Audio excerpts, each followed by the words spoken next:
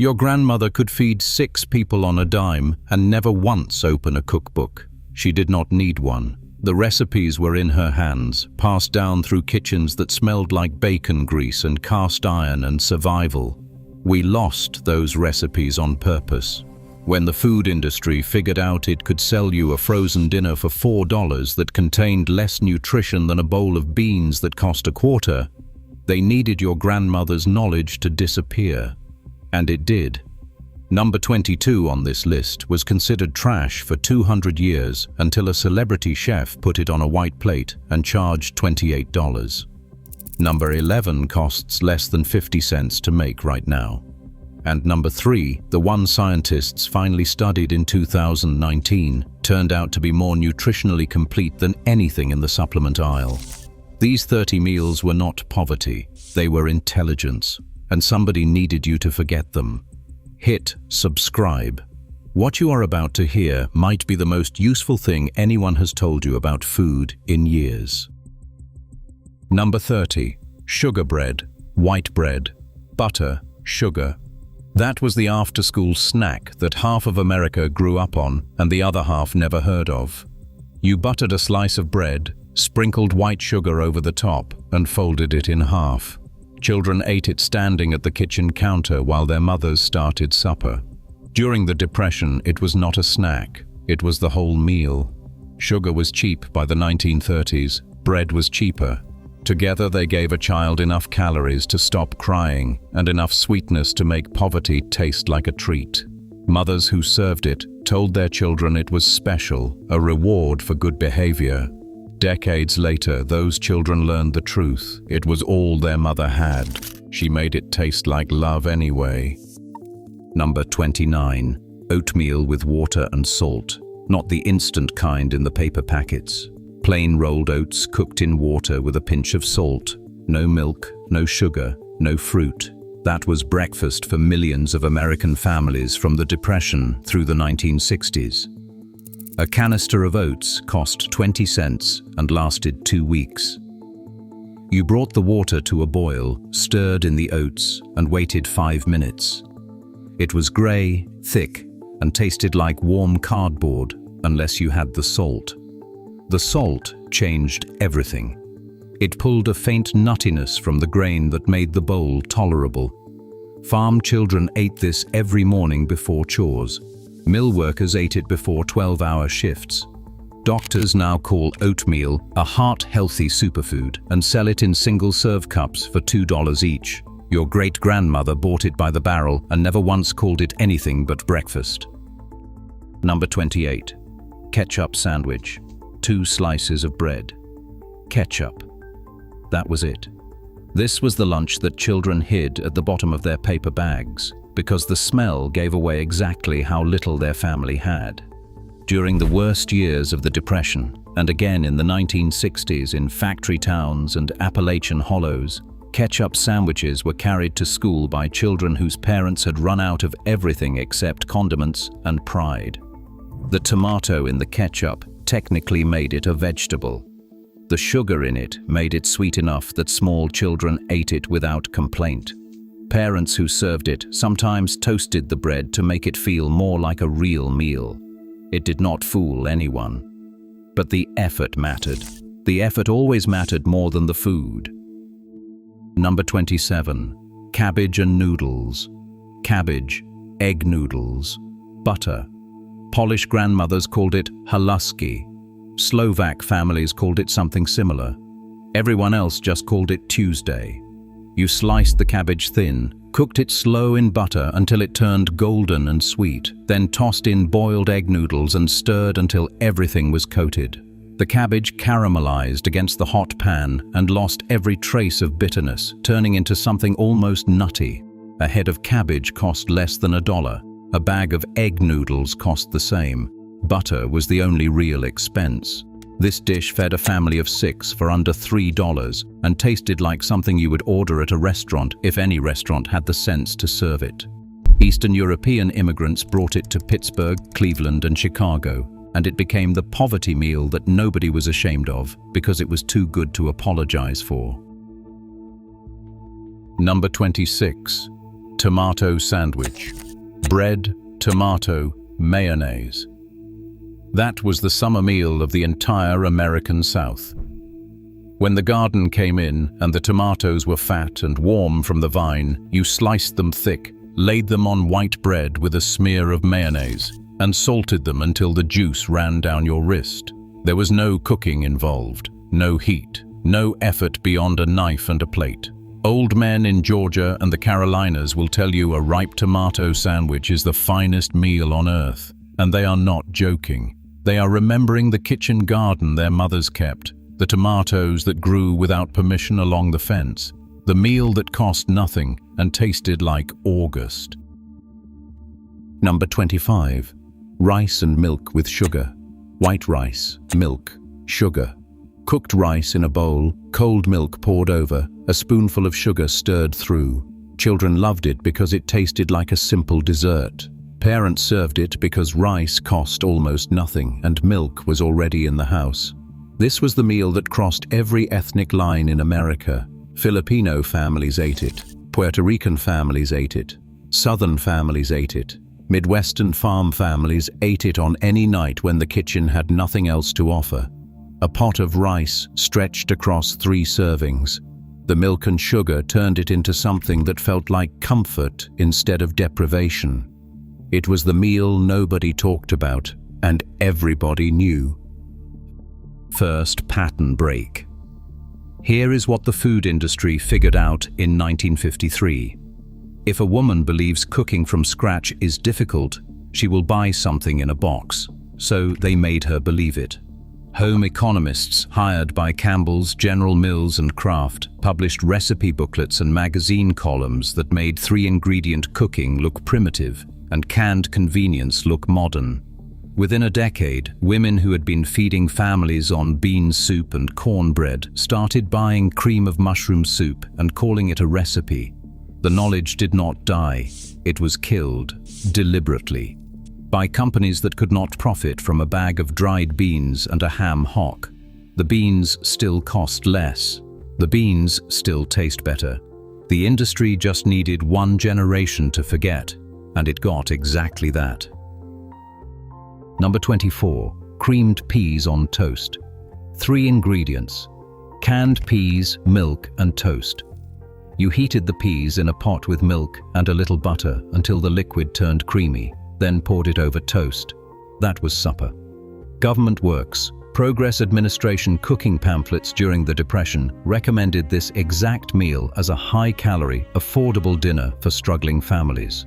The peas provided protein and fiber.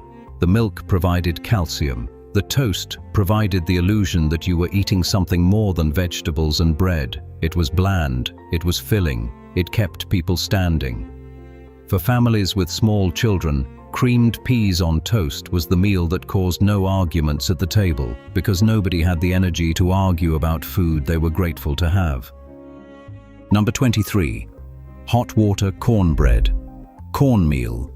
Water. Salt. Not baked cornbread. Not hush puppies. This was cornmeal mixed with boiling water and a pinch of salt, shaped by hand into flat patties and fried in a skillet with a little grease.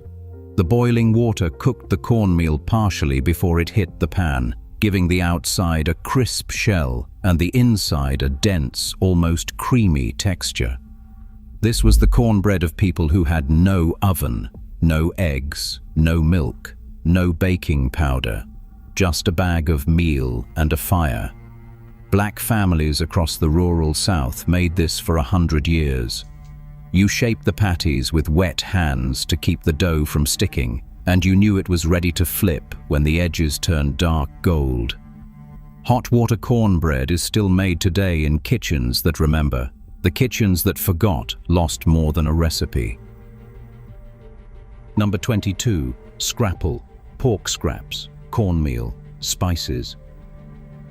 When the hog was butchered, every piece that did not fit anywhere else, the head meat, the organ trim, the bits and ends, was boiled into a broth, stripped of bone, chopped fine, and stirred back into the liquid with cornmeal until the whole thing thickened into a porridge. Poured into loaf pans and chilled overnight, it set firm. sliced and fried in the morning until the outside crisped dark and the inside stayed soft. Scrapple was the original zero-waste recipe. Pennsylvania Dutch families have been making it since the 1700s. Amish and Mennonite communities still make it today. For 2 centuries, it was considered the food of people too poor to throw anything away. Now it sells for $8 a loaf in specialty grocery stores. The people who invented it would not recognize the price.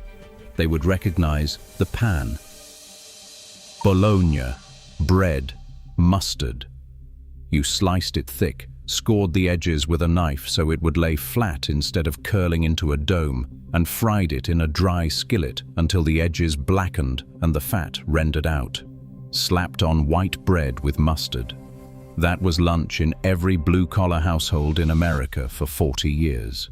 A package of bologna cost less than $1 and lasted the whole week.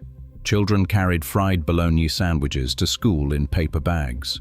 Construction workers ate them on steel beams. It was the protein of the working poor, processed and pink, and nothing anyone was proud of, but reliable. A man who could not afford ham could always afford bologna. And fried, with those burnt edges and that salty smoke, it tasted better than it had any right to. Number 20. Lard on bread. Bread, lard, salt. This is the entry that makes people uncomfortable, and that discomfort is the whole point. When there was nothing in the house, nothing at all, a smear of rendered lard on a slice of bread with a shake of salt was what kept a family alive until payday. Appalachian families ate this. Immigrant families in tenement kitchens ate this. Rural families who rendered their own lard from the fall hog considered it ordinary. The lard was smooth, slightly porky, and calorie-dense enough to keep a working body moving. Some families sprinkled sugar on it instead of salt. Children who grew up on it remember it without shame, because they did not know it was supposed to be shameful. It was just what the kitchen had. That was enough. Second pattern break. Here is the science nobody told your grandmother about. In 2017, researchers at the University of Georgia analyzed traditional Depression-era meals. Their findings shocked the nutrition world. Pinto beans cooked with salt pork and eaten with cornbread covered nearly every daily requirement for protein, fiber, iron, calcium, and B vitamins for an adult doing hard physical labor. For less than $0.10 a serving. The traditional American poverty diet of beans, greens, and cornbread was nutritionally superior to the processed convenience foods that replaced it in the 1950s. Your grandmother was not feeding her family poorly. She was feeding them right. We spent 50 years convincing ourselves otherwise and got sicker in the process. Number 19. Mock apple pie. Ritz crackers, sugar, lemon juice. When real apples were too expensive, Depression-era bakers crushed Ritz crackers into a pie crust, mixed them with sugar water and lemon juice, added cinnamon, and baked the whole thing. The result was so close to actual apple pie that people could not tell the difference. The butter in the crackers mimicked the richness of cooked apple. The sugar and cinnamon did the rest.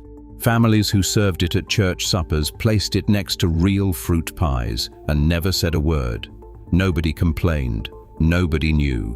It was the greatest bluff in American baking, pulled off by women who refused to show up empty-handed even when the cupboard was bare. Bread, onion, salt. A thick slice of raw onion between 2 pieces of bread with a shake of salt. That was the coal miner's lunch in Kentucky and West Virginia. The powerful smell meant nobody at the mine would steal your food. Some families added a smear of mayonnaise when they could afford it. Some sprinkled sugar on the onion to cut the bite.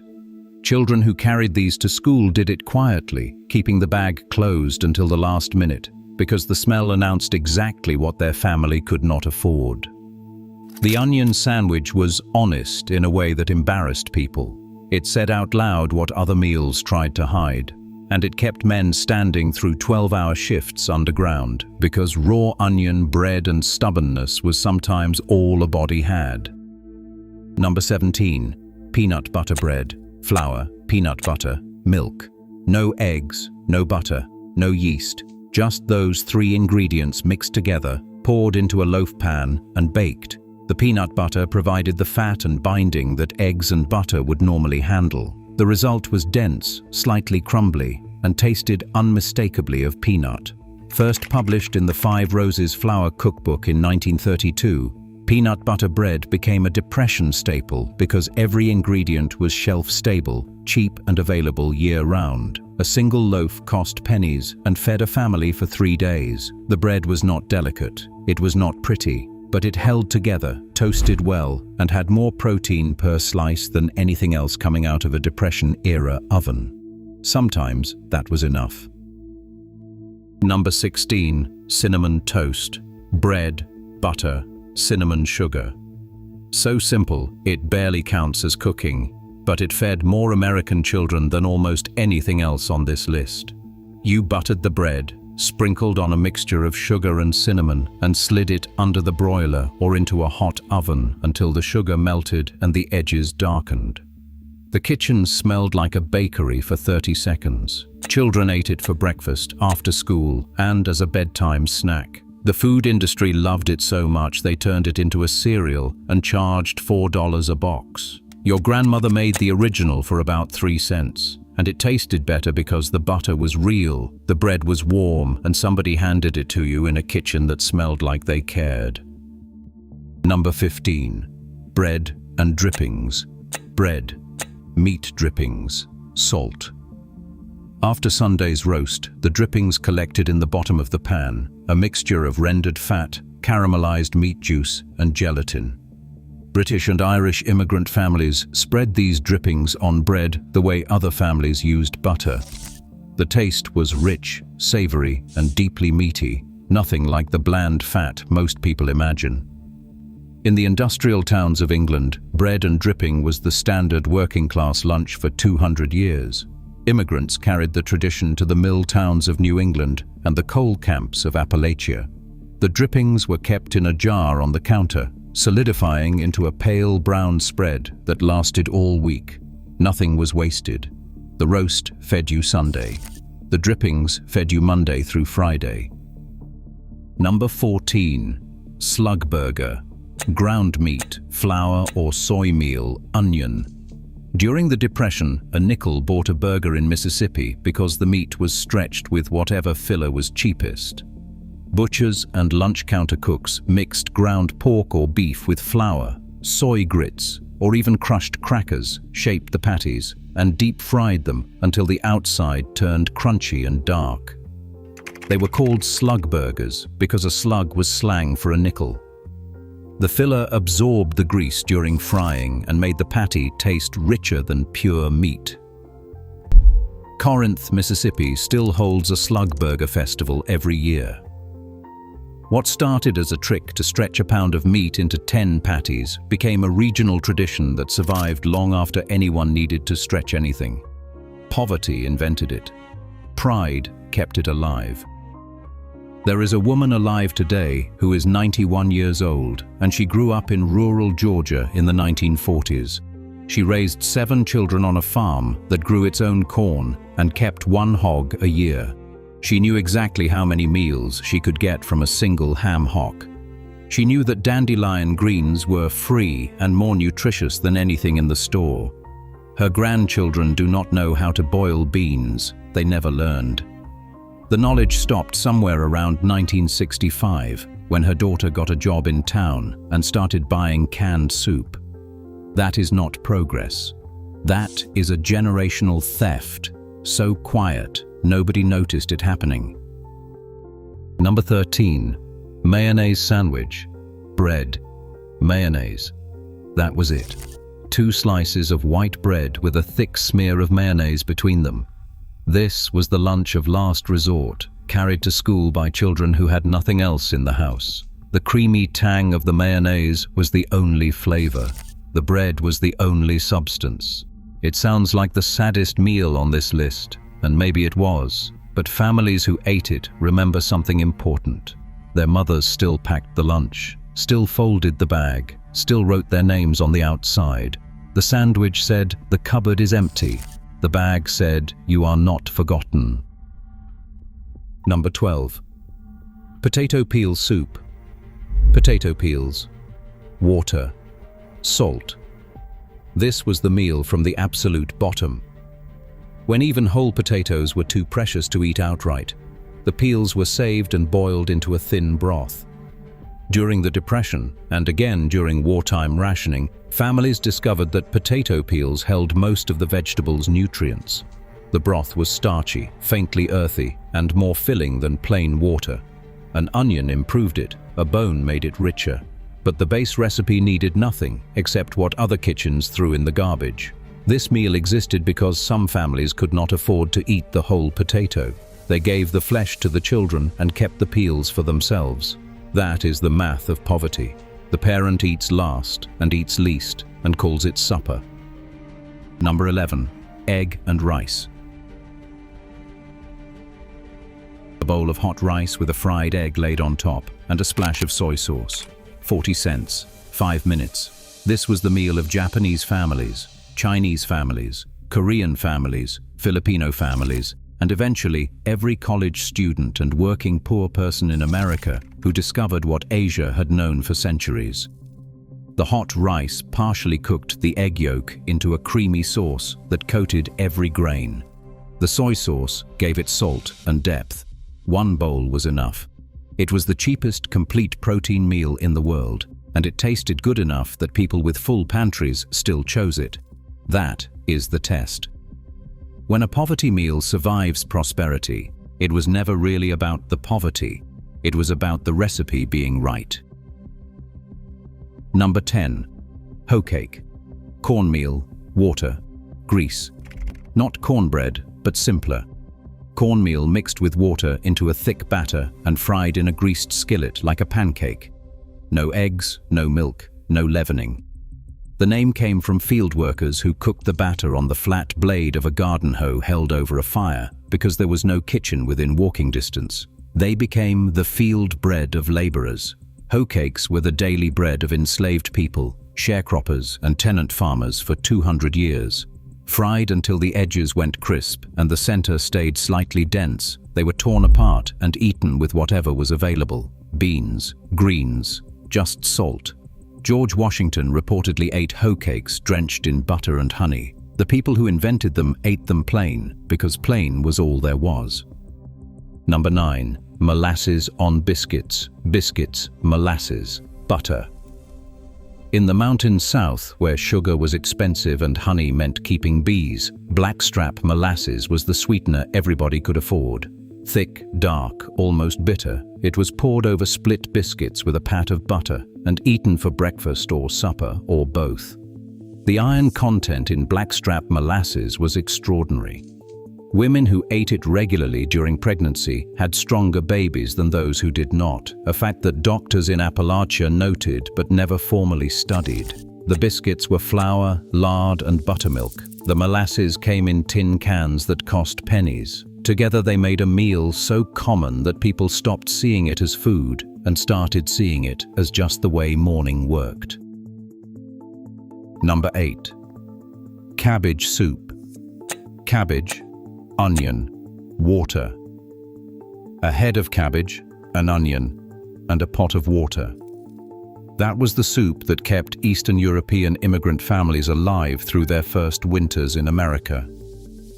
The cabbage simmered until it turned sweet and silky. The onion gave it depth.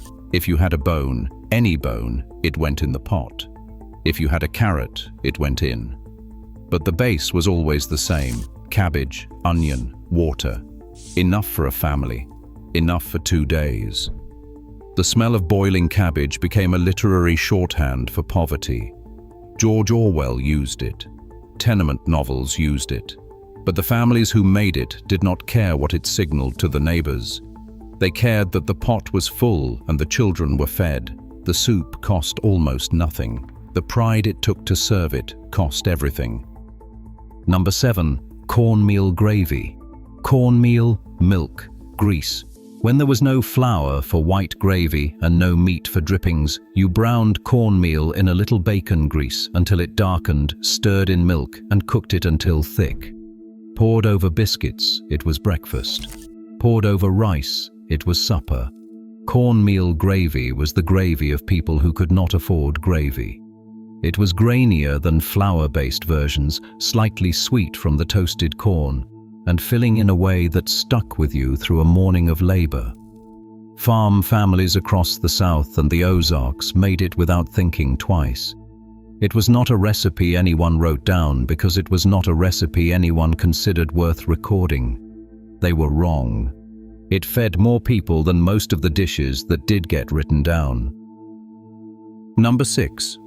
Fried egg on toast. Egg, bread, butter. The simplest hot meal in this entire list. Melt butter in a skillet, crack an egg, cook it until the white sets and the yolk stays soft, and slide it onto toast. 90 seconds. One dish. More protein than a bowl of cereal, and more satisfaction than anything that comes from a microwave. For 100 years, this was the answer to the question of what we had left. You always had an egg, you always had bread, and the combination, hot yolk soaking into warm toast, tasted like a meal somebody made for you, even when you made it for yourself. Every generation rediscovers this meal and thinks it invented something. Nobody invented it. It has always been there, waiting in the last egg and the last slice of bread for someone hungry enough to find it. Number 5. Milk gravy and biscuits. Flour, milk, grease. Flour cooked in pan drippings until golden, milk stirred in until it was smooth and thick, and then poured over biscuits made from flour, lard, and buttermilk. This is the holy trinity of Southern poverty cooking. The entire meal came from the pantry, no refrigeration needed, no fresh ingredients required. It was breakfast on the coldest mornings. It was supper when the hens stopped laying and the smokehouse was empty. 3 ingredients in slightly different proportions made both the biscuit and the gravy. That was the genius. That was the math that kept people alive through winters that should have starved them. A woman who could make biscuits and gravy could feed her family on almost nothing. And she did, every morning, for decades. Number 4. Bean bread, beans, cornmeal, water. Cherokee grandmothers knew this before anyone else on this continent. Cooked pinto beans folded into cornmeal dough, shaped into rounds and boiled in water or wrapped in corn husks and cooked over a fire. The beans melted into the cornmeal as it set, creating a dense bread that needed nothing else. No butter, no salt, no side dish. It was the whole meal. During the removal, during the Depression, during the years when government commodity food programs shipped white flour and canned goods that were nutritionally empty, the grandmothers who remembered bean bread kept it alive. They were right about everything. The combination of bean and corn created a complete protein centuries before nutritional science existed to explain why. Number 3. Split pea soup. Dried peas, ham bone, water. 1 ham bone saved from Sunday dinner. A pound of dried split peas, water. That was all.